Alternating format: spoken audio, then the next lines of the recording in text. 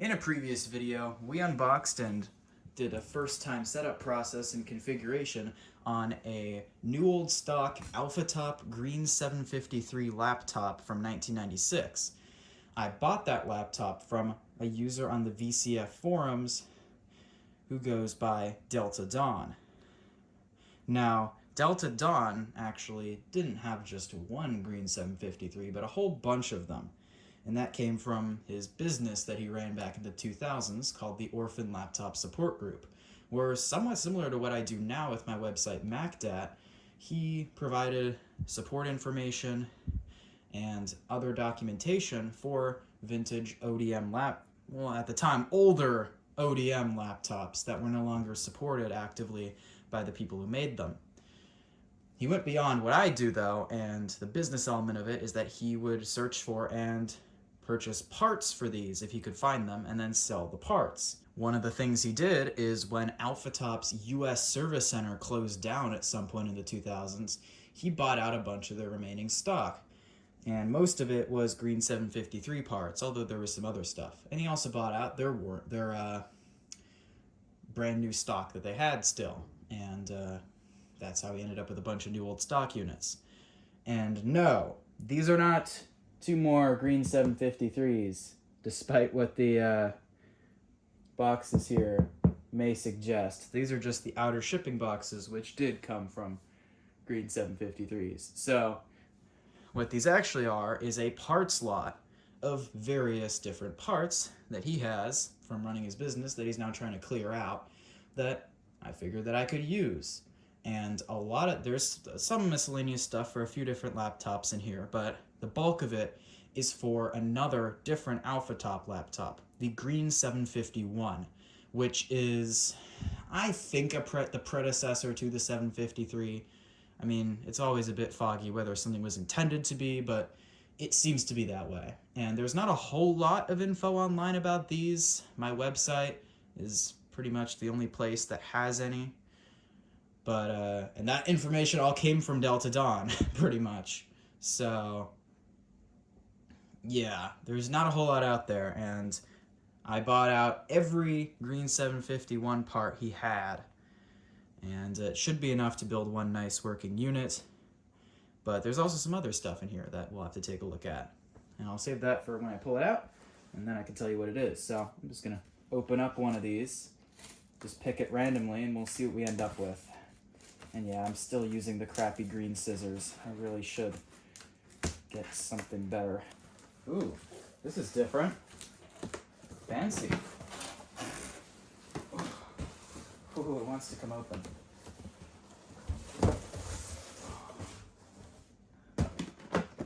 Hey, let's go shaky cam here. I want to take a closer look at this. So, notebook computer.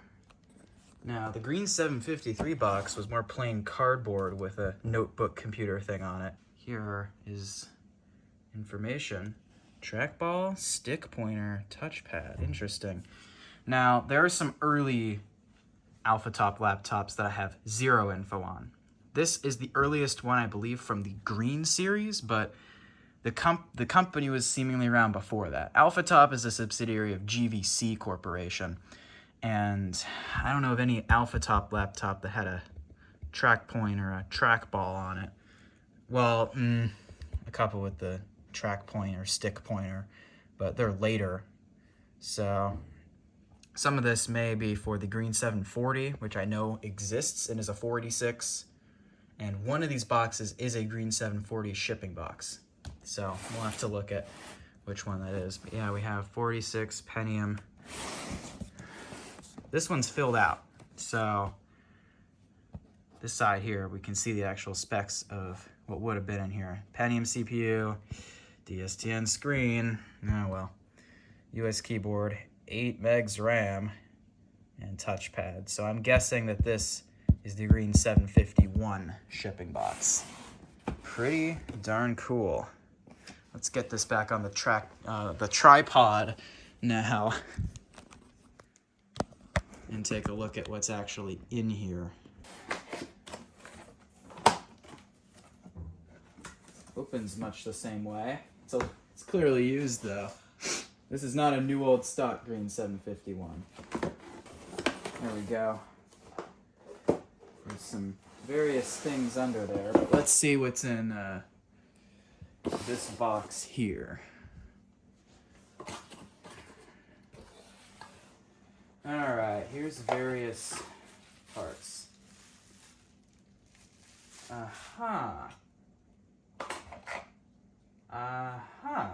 Okay. So, what I believe most of this is a disassembled unit. Now, apparently, I'll just spill the beans. Green 751 parts count are one intact, somewhat complete laptop that is tested to post and works. But it's missing some parts and it's in used condition with some cosmetic issues. Then, where the box came from, apparently, was a warranty return to Alpha-Top. Apparently, they sold one, it broke, and then it was warranty returned and they just kept it. I guess maybe they just sent him a replacement. Apparently that has a bad motherboard and possibly other bad parts, but all the case parts are in near mint condition. So, part swap, this, we'll see. But then also, there's a couple other parts he found. A display assembly with a cracked LCD and a spare motherboard in unknown condition. So, anyway, one thing I might do here is adjust my tripod. So there's some sort of DC board in here with some screws. Yeah, just a little DC module.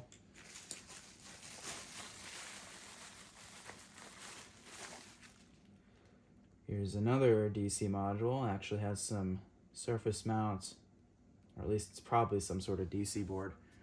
Has some surface mount caps. They look fine. This is from 1995, so there's a screw. So I'm doubting that I'm gonna see much leaky caps. Either 95 or 96. I think it was introduced in 95. Here it looks like an infrared subboard.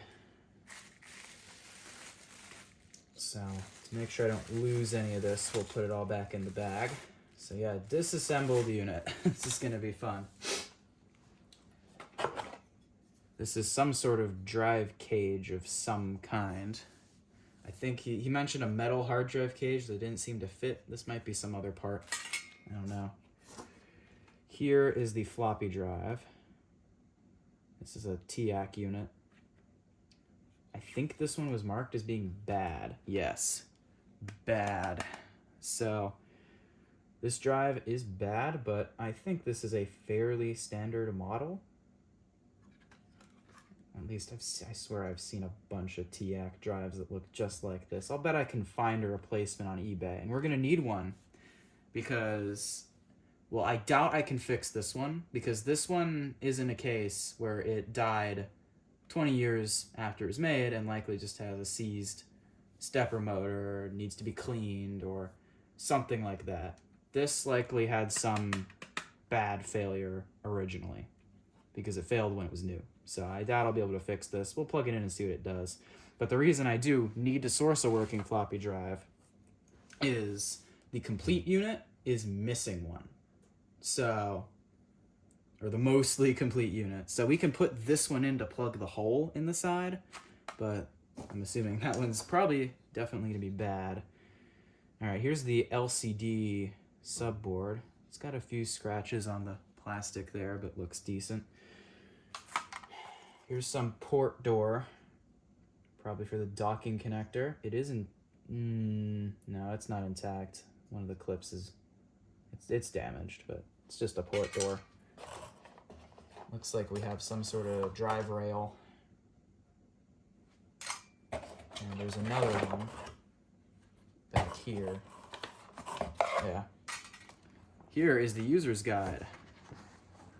This is a Green 751 user's guide, I believe. 1995, manual edition 2.0. Is this generic or does it have anything that mentions what it is?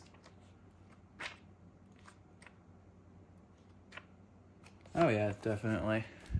There's your first look at what one of these looks like. It's a pretty similar design to the Green 753.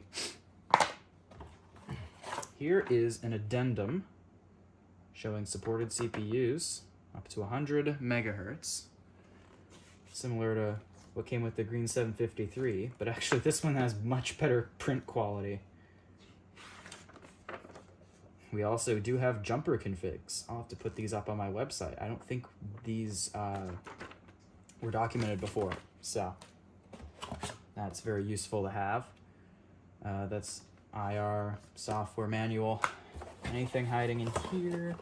There is indeed stuff in here. Aha! This is another thing that was in the lot. This is a Green 753 battery.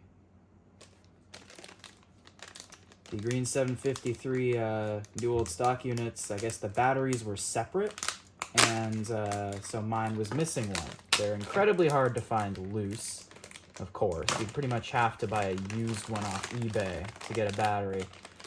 But he had a few spares, and so this is one of them. Now,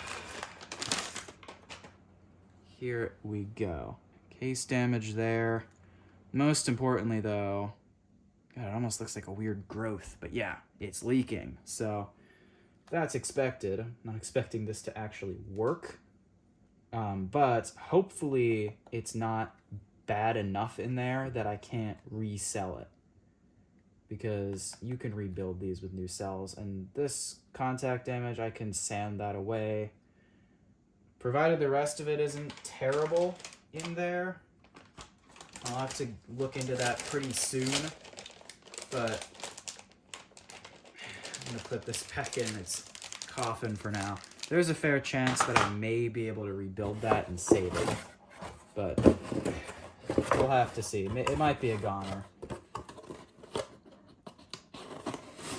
Anyway, that's all that's in there. Let's take a look at the other contents of this box. So there is a carry bag that feels heavy. This does look... this might be the same as the Green 753 one. I'm not sure, honestly. But this is the original bag for the Green 751, I'm told. And there is stuff in here. Let's see what. Alright, this looks like much the same as what was in the 753. Here is driver discs. These look, okay, they're not sealed, but doesn't matter. Useful to have. I will archive these. Power cord. Here is the, ooh, oh yuck. I don't think I'm going to be opening this. There's the Green 751's battery, and it looks a bit worse than the 753's. I will leave this alone and put that off to the side, and I'll look at it eventually and see if I can resell it. But that one looks pretty bad. At least we have one. Here's the AC adapter from Elon Electric Co. Does this one also have weird, or is that just... No, I think that's just fingerprints because it's cold. Doesn't have the same weird degradation the other one had. Luckily, these are a barrel jack. So, well, this is the original adapter, even though it doesn't look like it. This would have been what shipped with one of these. And, oh, there's some screws in here as well. All right. Well, anyway, this should be... These are... Oh, no, that's weird. Look at that. 12 to 24 volts. This might be a weird voltage. Huh. Well... I'd assume there's a possibility you could hook something standard up to this, but maybe not. Maybe it's weird. Well, anyway, good to have. It looks pretty much perfect in condition. Alright, so I assume right in here there is an actual laptop. So, yeah. Here we go. Here is what appears to be the mostly complete unit. Yeah, so this is a Hyperdata branded unit. And I put branded kind of loosely. They really didn't try, did they? They stuck their nice, admittedly nice looking badge on the top, but that's just a sticker. And then they didn't even brand the bottom. I mean, look at this. It just says Green 751. But, yep, that's what one of these looks like. There's the battery bay right there. Hard drive bay. Wow, that actually is a standard connector. So, that's nice. We can stick a drive in there. Left hinge cover has been knocked off. Almost all the Alpha-Tops seem to be missing that stupid thing. One of the hinge covers. And the right hinge is, or left hinge is blowing out. Bad standoff. Alright. I'll have to take a look at that. We have spare parts though. Here's your ports. Doors are all intact, including that docking port that was missing, that was separate and broken on the other one. There's the empty hole where the floppy drive is. I mean, this looks like a gutted unit, but I was promised that it does start. Whew, those are... Yikes. That is... I'm gonna have to take a look at that. Oh, and it's even... I don't even know if it was doing this in the photos I had previously, but it is cracking. It's what's inside that matters. I believe I do have the case pieces, probably in the other box. Those buttons have a nice click to them.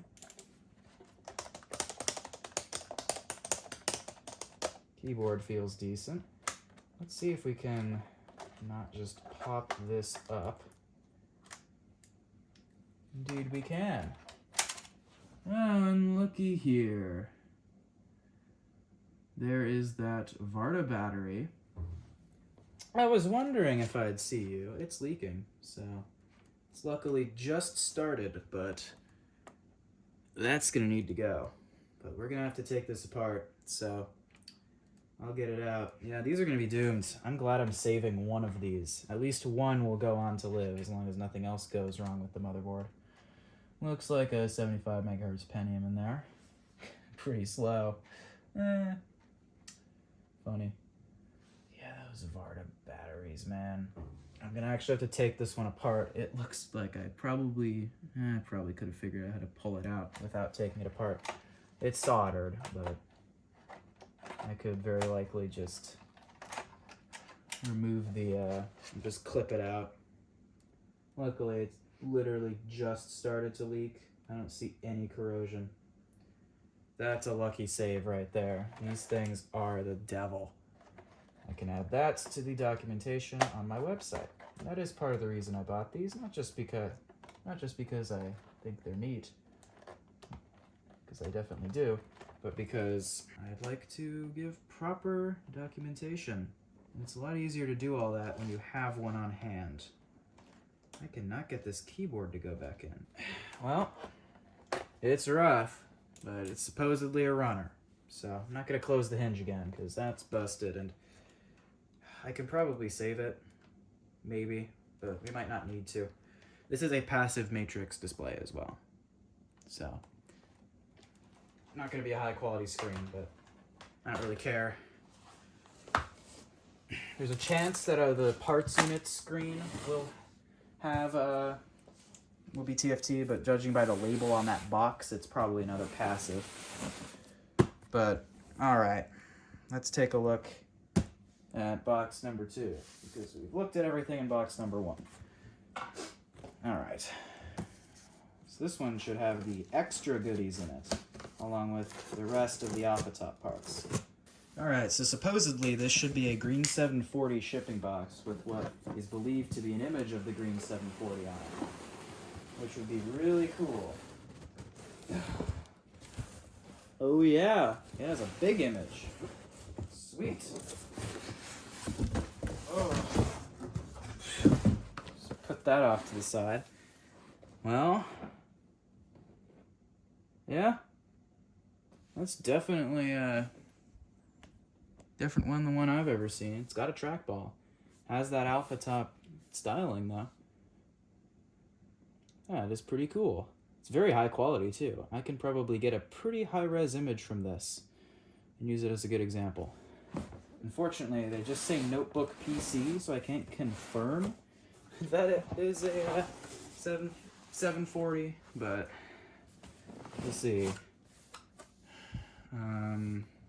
Definitely older. This has options for a very slow 486s, up to DX4100.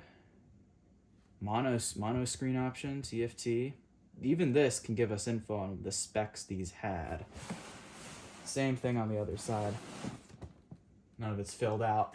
You couldn't find any actual Green 740 stuff other than this box that is suspected to be from it. But the box is a very neat keepsake. Alright.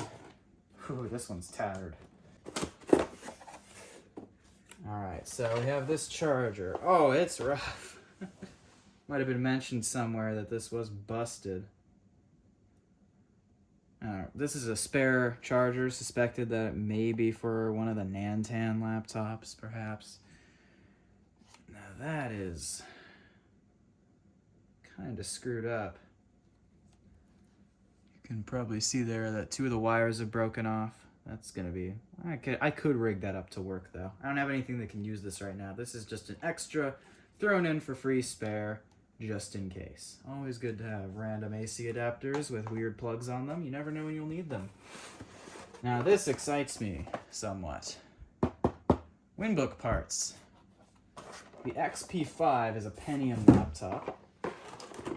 Shares the design with the 486 based XP.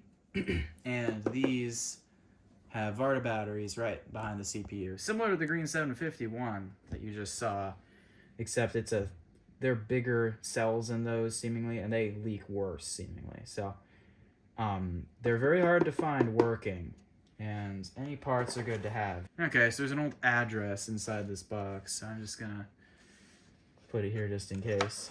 This is a RAM card, 16 megabyte RAM upgrade.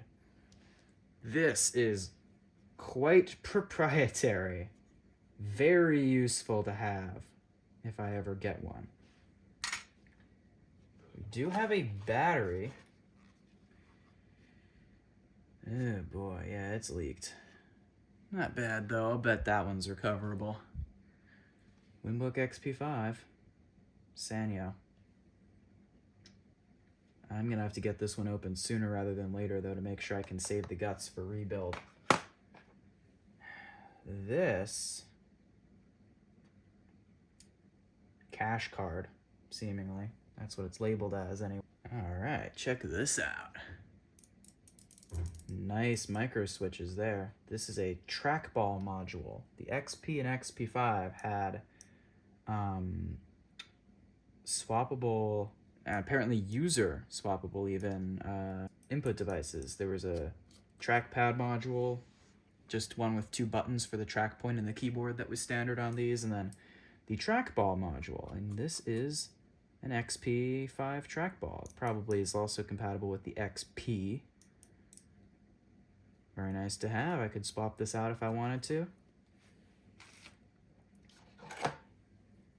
Here is the ESS Audio Drive Sound Daughter card. It's an ESS 1688 Classic. I'm not sure if these were standard on the XP5 or if this works in the XP where I know it was optional, but good to have a spare. Here is the beefy DC to DC board. Also has the power jack on it, that's interesting, and the battery contacts. Looks in perfect condition. I mean, could be dead. Who knows why this was parted out? Delta Dawn doesn't remember. Here's the modem module. And that is a collection of WinBook XP5 parts. I'll have to set this battery aside. Oh, you know what? I mean, that's rusty. If this is actually just held together with screws, that's gonna be cool. I'll set that aside. That could be an easy one to gut the cells from. For now, I'll put this all back in. I think the most useful parts from here are going to be this RAM card and the trackball. Who knows if I'll ever get an XP5, but if I do, that would be very useful. This could, I mean, it doesn't say XP. I don't know. I guess there's a chance it could work on the XP46, but probably not. This had some earlier label, green 757, I think that says. That's a model that probably exists. Charger, something, manual, software, something. There were some other parts in there at some point. Pull this back over now. There's another bag. Oh, it's heavy. There's stuff in here. It's not that heavy. This, I think, yeah, this is a green 753 bag. They are different now, I see. The green 751 bag doesn't have the compartment. Alright, we got spares. Heat sink with a tiny little bit of copper tubing. Green 751. Here's the spare screen assembly. With good hinges. And a very cracked screen. Is it a TFT? I think it is. So we could potentially open this up, get the part number, and see if I get lucky and it's a screen I can source. Let me compare it up against, because these both look like 10-inch panels. Oh yeah, this is, I think, definitely a TFT. You can sort of tell by the way it looks up close. So, very useful there. This one's also in pretty good shape. It's got some scuffs on it. It looks like it's missing screws. These are just all loose. We'll have to open that up and see what sort of panel they have in there. Alright, up top here, we have what I'm guessing is a spare motherboard. The one I mentioned. Let's see what sort of state it's in. There we go. It's not got a CPU. VARDA's leaked. Might not have caused any damage though. But I do see blue down there. The back's covered by a shield that is held on with these guys, so I can't easily pull this off to check if there's corrosion on the back of the board. I'll have to do that later. We will test this board, because it might be working or it might not be. This is a total unknown. Definitely a green 751 board, labeled there on the sticker. And it all looks good, except for that battery leakage. I definitely am gonna have to go and clip the battery out of my 753. You just cannot trust these VARDAs. Here's the rest of all the stuff that was in that disassembled 751.